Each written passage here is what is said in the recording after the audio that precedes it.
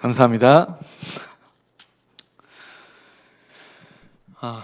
이 시간 우리 모두에게 주님의 은혜와 평화가 함께 하시기를 빕니다.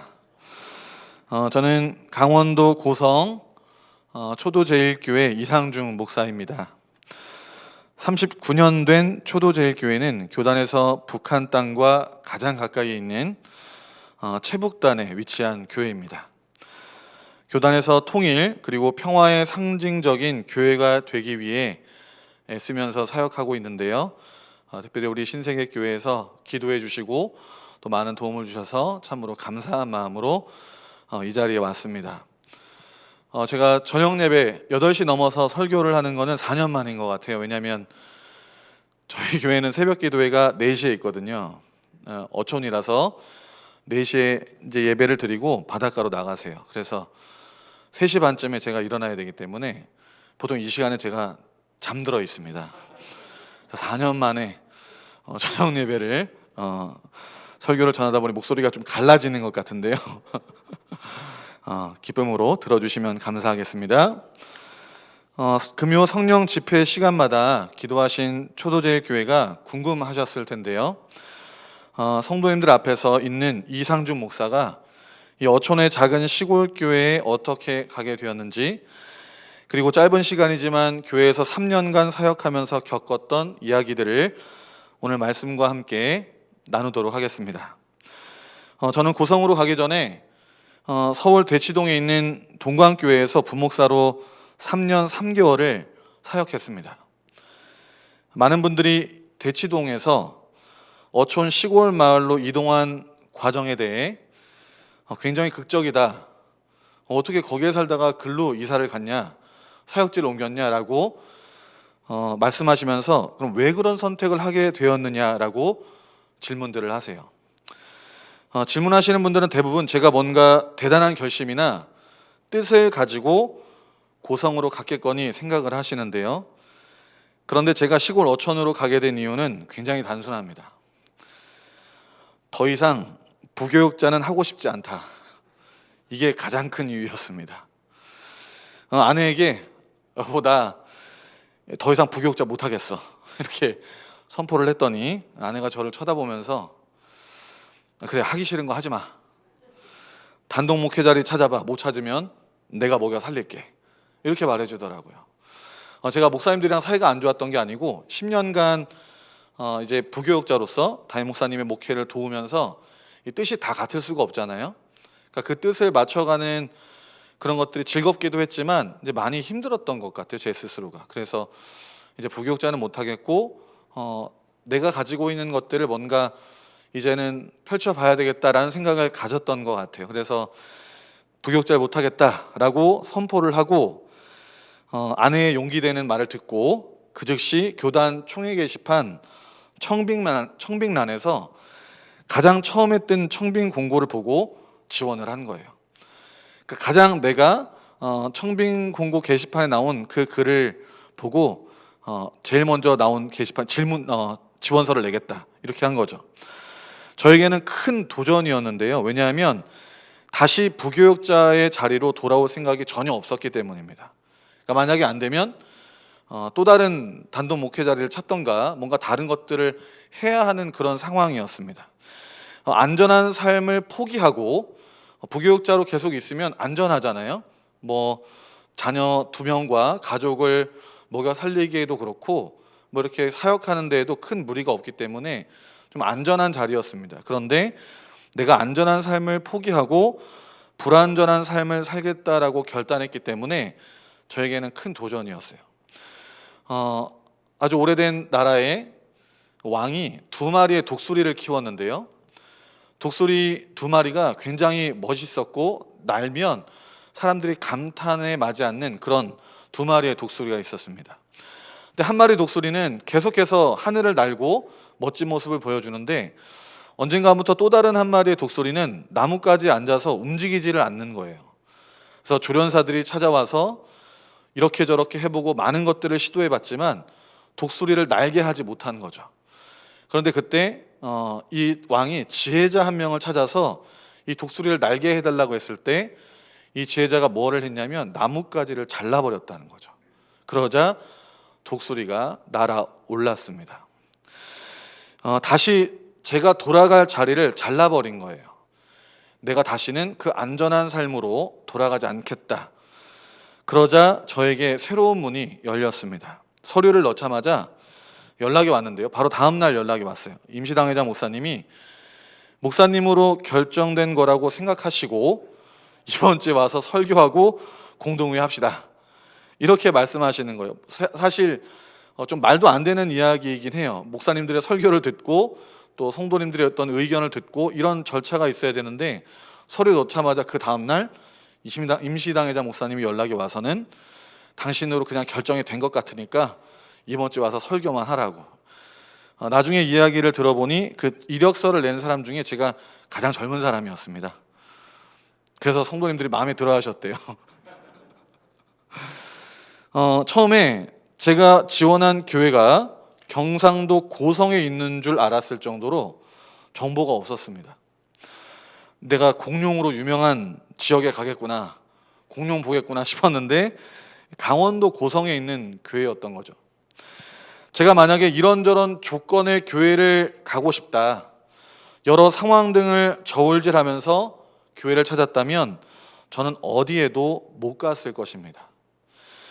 저의 개인적인 의도를 내려놓고 그저 맡겼더니 길을 열어주시는 그 불확실함 속에서도 저에게 가장 적합한 길을 안내하시는 그 하나님의 은혜를 경험할 수 있었던 거죠.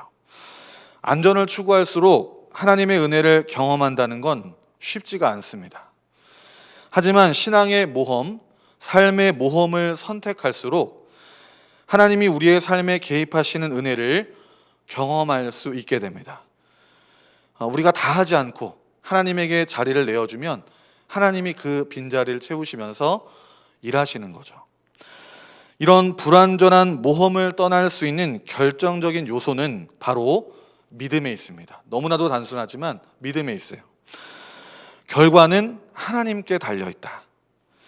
그리고 하나님께서 우리에게 허락하시는 결과가 지금 나에게, 우리에게 가장 필요한 결과물이다. 그것이 무엇이 되었건 간에. 오늘 본문 11절과 12절을 보시면 나는 세상에서 또 다른 것을 보았다. 빠르다고 해서 달리기에서 이기는 것은 아니며 용사라고 해서 전쟁에서 이기는 것도 아니더라. 지혜가 있다고 해서 먹을 것이 생기는 것도 아니며 총명하다고 해서 재물을 모으는 것도 아니며 배웠다고 해서 늘 잘 되는 것도 아니더라. 불행한 때와 재난은 누구에게나 닥친다. 사람은 그런 때가 언제 자기에게 닥칠지 알지 못한다. 물고기가 잔인한 그물에 걸리고 새가 덫에 걸리는 것처럼 사람들도 갑자기 덮치는 악한 때를 피하지 못한다라고 기록하고 있습니다. 삶의 안전을 위해 신앙생활을 할 때도 있고 하나님의 의도와는 상관없이 나의 목적과 욕망을 가지고 기도할 때도 참 많습니다. 하지만 삶이라는 것은 우리의 의도대로 흘러가지 않는다는 말씀을 오늘 본문은 기록하고 있다는 거죠.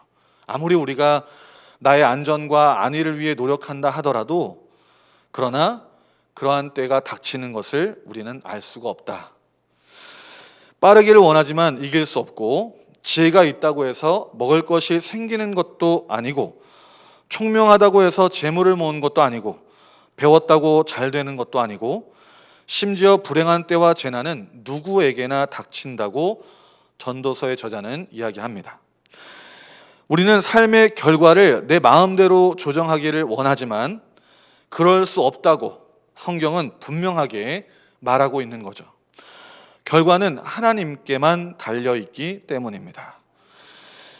결과의 영역은 하나님의 것인데요. 잠언 16장 1절 9절에 계획은 사람이 세우지만 결정은 주님께서 하신다. 그리고 사람이 마음으로 자기의 앞길을 계획하지만 그 발걸음을 인도하시는 분은 주님이시다라고 기록하고 있습니다. 결과를 하나님께 맡기는 성도는 모험을 각오할 수 있습니다. 가능한 범주의 일만, 안전한 일만 했다면 이제는 불가능한 일도 불안전한 일도 추진할 수 있게 되는 거예요. 결과는 하나님께 달려 있으니까 그냥 나는 최선을 다하는 것이잖아요. 하나님이 우리에게 그리고 가장 필요한 것을 주시리라 믿기 때문에 어떠한 모험도 감수할 수 있게 됩니다. 결과에 목을 맬 때가 너무나도 많은데요. 왜냐하면 세상은 결과가 중요하기 때문입니다. 하지만 하나님은 결과가 아니라 과정을, 그 마음을 아주 중요하게 여기세요. 제가 처음에 교회에 부임하고 강대상에 아무것도 없었는데요. 이 휴지가 필요할 때가 있어요. 여기 휴지가 없는데 이렇게 뭐 코가 불편할 때도 있고 그렇잖아요. 근데 어느 날은 강대상에 각 티슈가 있는 거예요. 근데 거기에 이제 크리넥스라고 써져 있어요. 그래서 제가 개인적으로 생각하기에 와, 우리 성도님들이 그래도 목사 좋은 거 쓰라고 크리넥스로 각 티슈로 갖다 놓으셨네. 되게 감사하더라고요. 그래서 이제 코가 불편해서 이게 휴지를 집어들고 코를 이렇게 닦았는데 아무래도 이렇게 좀 쓰라린 거예요. 불편해, 코가. 근데 또 설교를 하고 예배를 마치고 성도님들이랑 인사를 하고 하면 그걸 잊어버리거든요. 그 다음 주에도 휴지를 썼는데 불편해요. 근데 또 잊어버렸어요. 그러다가 주중에 갑자기 생각이 났어요. 아니, 크리넥스 그 티슈가 뭐 때문에 내가 이렇게 불편할까 싶어서 예배당에 올라와서 각 티슈를 봤는데 크리넥스이긴 크리넥스인데 키친타올이었습니다. 그렇다고 목사가 아니 성도님 어떻게 이런 걸 놔뒀어? 라고 하지는 않겠죠. 얼마나 마음이 감사합니까? 목사 쓰라고 그렇게 티슈를 정성스럽게 게다가 값비싼 티슈를 놓아주신 거잖아요. 목사는 그 마음 때문에 감사하지 이게 티슈냐 크리넥스냐 사실 그거는 중요하지 않습니다.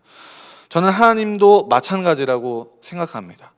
우리의 마음이 하나님을 향해 열려 있고 사랑의 마음으로 하나님께 영광과 기쁨이 되기 위해 우리가 삶을 살면 하나님은 그 마음을 기쁘게 여기시지 우리가 그렇게 해서 어떤 결과물을 내느냐 이것은 하나님께 달려있기 때문에 그건 하나님의 몫으로 남겨놓는 거죠. 또 크리넥스가 티슈가 아니라 키친타올이었기 때문에 이렇게 에피소드로 말씀도 드릴 수 있게 되었잖아요. 그러니까 저에게도 아주 좋은 결과물입니다. 결과물을 염려하지 않고 자신의 최선을 다하는 성도, 이런 믿음 가운데 사는 성도는 하나님의 은혜를 경험할 수밖에 없습니다. 예수님도 이렇게 말씀하셨습니다. 마태복음 6장 27절에 너희 가운데서 누가 걱정을 해서 자기 수명을 한순간인들 누릴 수 있느냐. 이 말씀의 결론에 너희는 먼저 하나님의 나라와 하나님의 의를 구하여라. 그리하면 이 모든 것을 너희에게 더하여 주실 것이다. 그러므로 내일 일을 걱정하지 말아라. 내일 걱정은 내일이 맡아서 할 것이다. 한날의 괴로움은 그날에 겪는 것으로 족하다라고 말씀하셨습니다. 사역을 하고 1년이 지나면서 코로나 바이러스가 유행을 하게 됩니다. 제가 이사를 하고 나서 이제 1년 뒤에 그 현내 면사무소에 간 거예요. 지역 주민센터에 가서 혹시 1년 동안 저희 가족 말고 전입한 가족이 또 있습니까? 현내면 전체에. 그랬더니 한 2가정 정도가 저희 이름 밑으로 있더라고요. 근데 그 2가정마저도 저희 초도리 마을에 있는 분들은 아니고 다른 지역의 분들이었습니다. 그러니까 제가 생각하기에 여러 가지 생각을 하게 됐어요. 1년이 지난 다음에 우리 지역이 사람도 늘지 않고 연세는 굉장히 많으시고 또 계속 성도님들은 돌아가시고 지역은 발전은 없고 계속 뭔가 후퇴한 것 같은데 그리고 지역 전체도 인구도 줄어들고 있어요. 그래서 5년, 10년이면 어쩌면 우리 교회뿐만 아니라 다른 교회들도 문을 닫을 수도 있겠구나. 사역이 힘들어질 수도 있겠구나. 제가 이런 생각을 하게 됐어요. 그것은 그냥 저의 걱정뿐만이 아니고 시골에서 사역하시는 많은 목사님들의 고민이기도 할 텐데요. 그런데 그런 생각이 들었습니다. 만약에 내가 이런 어차피 5년 뒤에 10년 뒤에 제가 생각하기에 그것이 객관적인 판단일지라도 내가 이런 마음으로 사역을 한다면 이거 해서 뭐해? 혹시 이렇게 생각하지 않을까?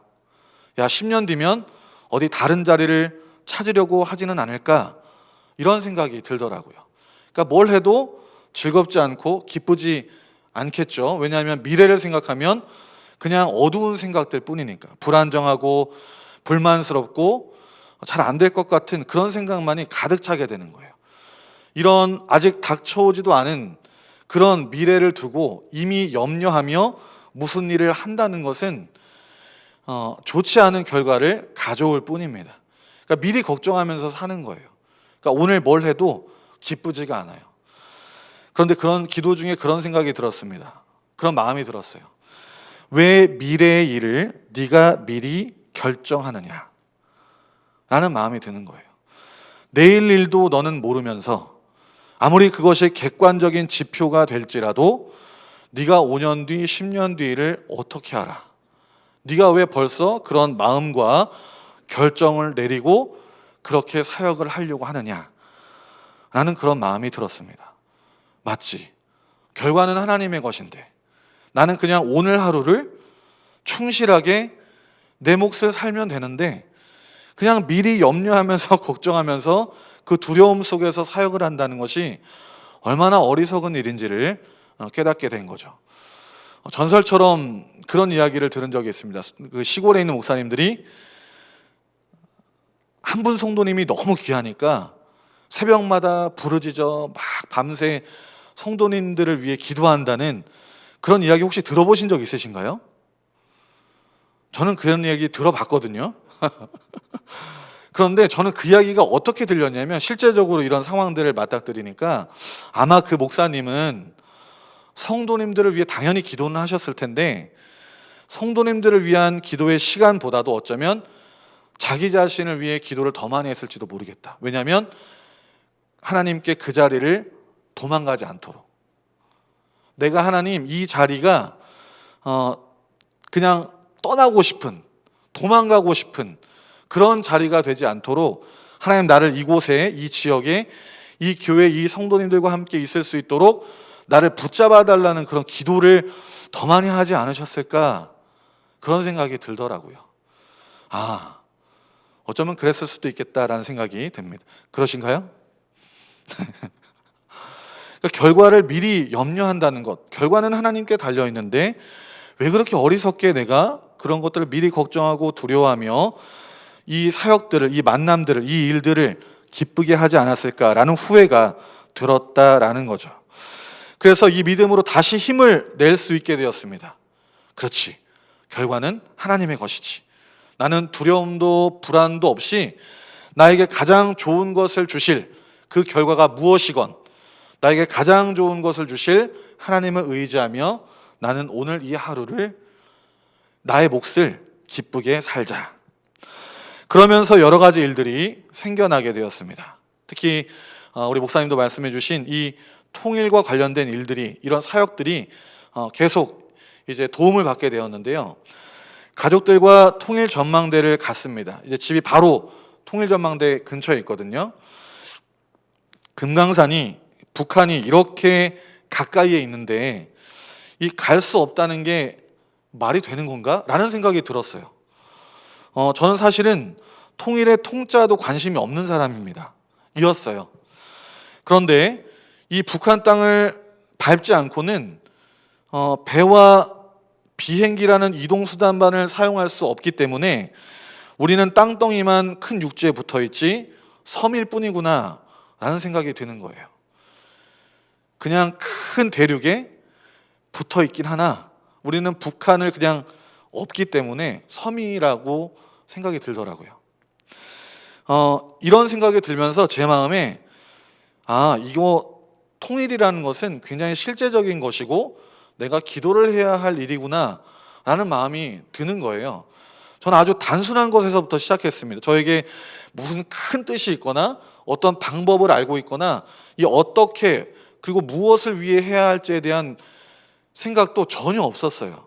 그런데 제가 이런 통일에 대한 마음, 그 마음 있잖아요. 통일이 되었으면 좋겠다. 내가 통일과 관련된 뭔가를 해야 되겠다 라는 그런 의도를 품고 기도하기 시작하자 저에게 많은 도움을 주시는 기관과 노회와 교회와 개인들이 생겨났습니다. 그러니까 어떻게 할까, 무엇을 할까, 그 고민마저도 굉장히 저한테는 어리석었던 거예요. 그 마음을 품고 있으면 하나님께서 나를 인도하시는데 그것도 미리 두려워하고 걱정하고 있었던 거죠. 어차피 되어갈 일인데. 저는 이런 마음을 가지고, 우리가 사랑의 의도를 가지고 또는 통일의 마음을 가지고 굳이 어떤 구체적인 무언가를 하지 않아도 그 마음을 품고 기도하면 하나님께서 우리의 길을 안내하시고 또한 그 결과도, 그 열매도 우리가 누리고 나눌 수 있도록 안내해 주시는 줄로 믿습니다. 7절 말씀이죠. 지금은 하나님이 네가 하는 일을 좋게 보아주시니, 결과도 보시지 않은 거예요. 네가 하는 일을 이미 좋게 보고 있다라고 말씀하십니다. 너는 가서 즐거이 음식을 먹고 기쁜 마음으로 포도주를 마셔라. 너는 언제나 옷을 깨끗하게 입고 머리에는 기름을 발라라. 너의 모든 헛된 날, 하나님이 세상에서 너에게 주신 덧없는 모든 날에 너는 너의 사랑하는 아내와 더불어 즐거움을 누리라. 그것은 네가 사는 동안에 세상에서 애쓴 수고로 받는 몫이다. 저는 이 말씀을 앞서 말씀드린 것처럼 두려움이 없이 사는 삶을 살라는 그런 의도로 받아들였습니다. 하나님께 결과를 맡기고 너의 인생을 하나님께 진실로 맡길 수 있다면 너는 오늘 하루를 무슨 상황에서도 기쁨으로 충실하게 살아갈 수 있다. 이 말씀을, 이 본문을 통해 오늘 저와 성도님들에게 하고 계시는 줄로 믿습니다. 결과는, 다시 한번 말씀드립니다. 결과는 하나님의 것입니다. 미리 두려워하지 않고 오늘 취해야 할 성도님들의 몫을 취하고 그 은혜를 누리고 나누게 되시기를 간절히 소망합니다.